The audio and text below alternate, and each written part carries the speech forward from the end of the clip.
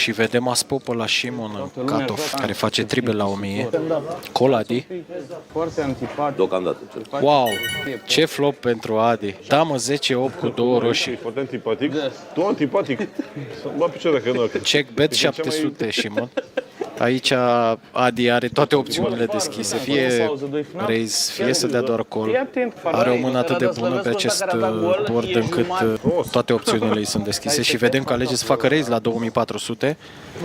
Shimon pare să nu plece nicăieri deocamdată și speră la un valet de nimic pe turn, de treflă sau care să nu completeze culoarea. Și valet de negru pe turn, ce carte pentru Shimon, incredibil. 20. Potul este deja 7000. Incredibile cartele pe acest turn.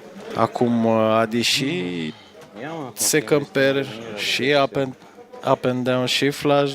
Vedem că Shimon mai are 19.000 în spate și alege să dea check Adi. Își dă seama, intuiește că valetul este o carte care îi avantajează range-ul lui Shimon. Acesta fiind agresorul inițial, cele mai multe combinații de Aspopă sunt la Shimon. Bet 4150 pe acest turn. Are direct equity cu mâna pe care o are. Olin. Nu, dar zic așa. Olin, Adi, wow! Și snap call Shimon, vă dați seama? Pol? De că?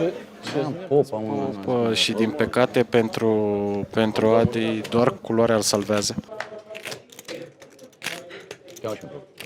Joacă, n-ai. E al meu, măi. 10 de rom pe river și Shimon duce un potul serii de până acum. Posibil. Da.